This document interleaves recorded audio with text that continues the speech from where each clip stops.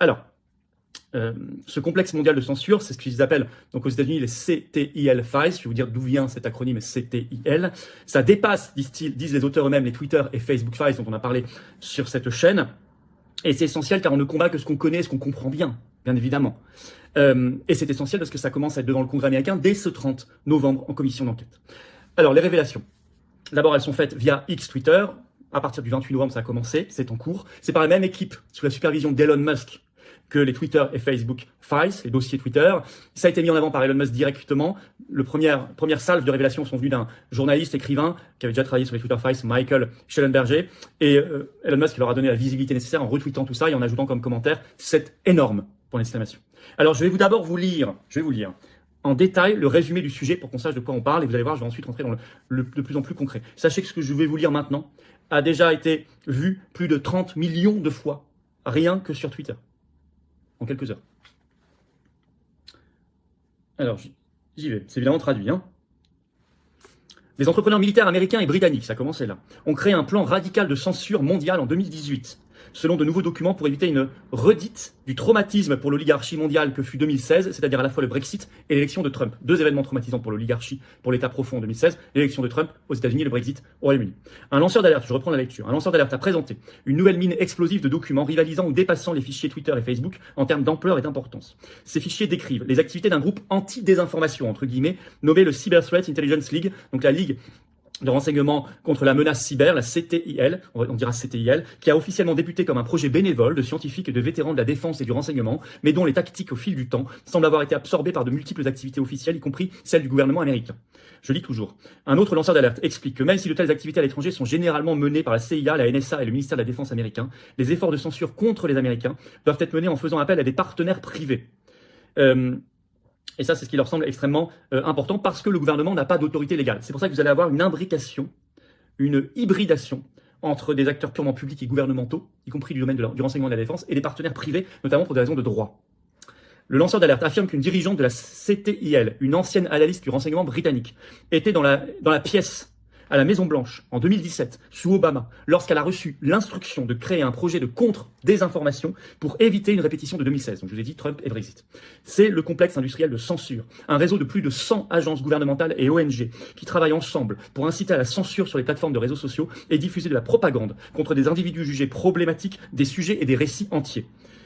Au printemps 2020, CTIL a commencé à suivre et à signaler les contenus problématiques sur les réseaux sociaux, tels que les discours anti-confinement, tels que les discours du type « tous les emplois sont essentiels », tels que les discours du type « nous ne resterons pas à la maison », on avait les mêmes en France, ou « rouvrez l'Amérique maintenant », nous on disait « rouvrez tout de suite ». L'organisation a également effectué des recherches sur les individus publiant des hashtags anti-confinement et a conservé une feuille de calcul avec les détails de leur biographie Twitter. L'approche du CTIL en matière de désinformation allait bien au-delà de la censure. Les documents montrent que le groupe s'est engagé dans des opérations offensives pour influencer l'opinion publique, discutant de moyens de promouvoir des contre-messages, de coopter des hashtags, de diluer les messages problématiques, de créer des comptes fantoches et d'infiltrer des groupes privés sur invitation uniquement. Et je vous donnerai d'autres techniques, vous allez voir, ça va très très loin, y compris des opérations sous faux drapeau, etc., dans un instant. Vous avez compris l'histoire générale. À l'appui, documents, rapports, copies d'écran, mails, etc. Ils ont d'abord agi sous couverture, ce CTIL. Au printemps 2020, vous avez même des articles de presse qui en ont un peu parlé pour essayer de minimiser tout ça. Par exemple, Bloomberg, le Washington Post, qui ont publié des papiers à l'époque disant que le CTIL, c'était seulement, je cite, un groupe d'experts et de bénévoles en cybersécurité. Pourtant, ils étaient bientôt 1400 dans 76 pays. C'est vraiment une toile d'araignée mondiale, un complexe mondial de censure. Ça a été créé par, on apprend dans ces révélations, un ancien responsable des renseignements israéliens. Il y a également, vous avez vu, du renseignement américain, du renseignement britannique, un responsable de la sécurité chez Microsoft. Microsoft, c'est qui à l'origine? Bill Gates. Beaucoup d'ex-entrepreneurs militaires, donc il y a des liens avec le complexe militaro-industriel américain. Ils ont travaillé à, je cite, comment contourner le premier amendement, vous savez, celui qui aux États-Unis garantit la liberté d'expression, et ils ont produit un rapport important pour cela, qui est sorti pour la première fois, le rapport MISINFOSEC, qui estime qu'il y a des victimes principales. Et je vais vous les citer, écoutez bien. Barack Obama, victime de la désinformation et des méchants complotistes. Barack Obama, Hillary Clinton, John Podesta, qui est cité parmi 4, je vous dirai quel est le quatrième. John Podesta, c'est quand même intéressant parce que lui, c'est tous les problèmes sur la pédocriminalité. Un démocrate, proche de Clinton. C'est marrant qu'il soit cité parmi les 4 seulement dans ce rapport. Et le quatrième, c'est qui à votre avis? Le seul non-américain, Emmanuel Macron. C'est écrit en toutes lettres. Le seul non-américain qui est cité dans ce rapport comme une victime, c'est bizarre qu'il le cite lui, c'est Macron. Je vais vous lire un petit extrait là-dessus, plus court que le précédent. Breuer, donc c'est une des personnes qui travaillait dans le CTIL, a décrit comment il pensait contourner le premier amendement. Son travail avec Turp, un autre collègue à lui, a-t-il expliqué, était un moyen de rassembler des partenaires non traditionnels dans une même pièce, y compris peut-être quelqu'un de l'une des sociétés de médias sociaux, peut-être quelques opérateurs des forces spéciales et des gens du ministère de la Sécurité intérieure, pour parler dans un environnement ouvert et sans attribution, de manière non classifiée, afin que nous puissions mieux collaborer, plus librement et vraiment commencer à changer la façon dont nous abordons certains de ces problèmes. Le rapport Misinfosec plaide en faveur d'une censure gouvernementale radicale et d'une lutte contre la désinformation. Au cours des 6 premiers mois de 2019, disent les auteurs, ils ont analysé les incidents, entre guillemets, développer un système de reporting et partager leur vision de la censure avec de nombreux États, traités et ONG. Dans chaque incident mentionné, les victimes de la désinformation appartenaient à un camp politique, parmi lesquels Barack Obama, John Podesta, Hillary Clinton et Emmanuel Macron.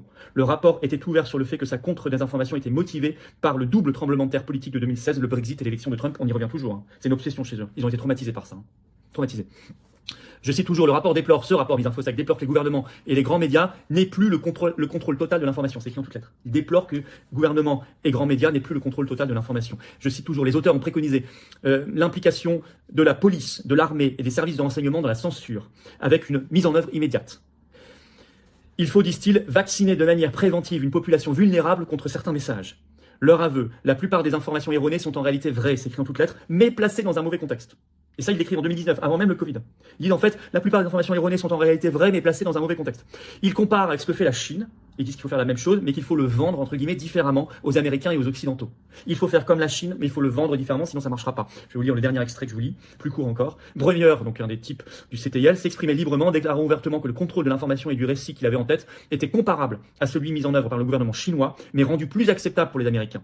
Si vous parlez aux citoyens chinois moyens, il est absolument convaincu que le grand pare-feu de Chine n'est pas là pour la censure. Il croit que cela existe parce que le Parti communiste chinois veut protéger les citoyens et qu'il croit absolument que c'est une bonne chose. Si le gouvernement américain essayait de vendre ce récit, on perdrait complètement la tête et il dirait « Non, c'est une violation de nos droits au titre du premier amendement. Les messages au sein du groupe et hors groupe doivent donc être absolument différents. Les messages au sein du groupe et hors groupe, donc en interne et en externe, doivent être absolument différents. On ne doit pas dire la même chose en interne. En interne, on peut dire on fait comme la Chine, mais on doit le vendre en externe, hors groupe, tout à fait différemment. Pour que ce soit absorbé. Mais c'est exactement ce qu'ils font depuis quelques années. Hein. Les fact-checkers, quand ils vous disent c'est pour votre bien, c'est pour lutter soi-disant contre le terrorisme, la pornographie ou je ne sais quoi, c'est exactement ce qu'ils font. Ils ont déployé exactement cette propagande-là, y compris pour vendre le règlement européen DSA de censure, etc. etc. Très intéressant, ça c'est écrit en 2019. Hein. Mais vous voyez bien qu'en fait leur modèle, c'est exactement une censure type chinoise. Alors, Matt Taibbi, le 29 novembre, dans une autre série de tweets, a rajouté des choses à ses révélations sur le complexe mondial de censure. Et lui, il va dans un détail très concret. Il évoque, dans des docs opérationnels qu'il met en ligne, en copie d'écran, les tactiques d'espionnage. Donc, il va expliquer comment ils font concrètement. Donc, il y a des tactiques d'espionnage contre une cible qui est le peuple américain, le public américain. Donc, il parle bien d'une cible. Pour lutter, ils utilisent ce qu'ils appellent des agents contre des informations qui, je cite, passent à l'offensive pour perturber la parole et utiliser de faux personnages et des techniques d'espionnage. C'est écrit en tout cas dans leurs documents. Par exemple, sur les messages anti-confinement, ils disent qu'il faut, je cite, chercher à supprimer les comptes et sinon les invisibiliser. Il faut par ailleurs, je cite, inciter le FBI à supprimer certains contenus. Alors, ils sont très méprisants pour les gens. Hein. Ils parlent par exemple de ce qu'ils appellent John and Jane Q Citizen, c'est-à-dire, on dirait en français monsieur et madame lambda, monsieur et madame tout le monde. En américain, on dit John and Jane Q Citizen, comme vous savez, on vous dit pour les morts non identifiés, John Doe, Jane Doe, ben c'est pareil. John and Jane Q Citizen, qui regardent Fox News, c'est vraiment...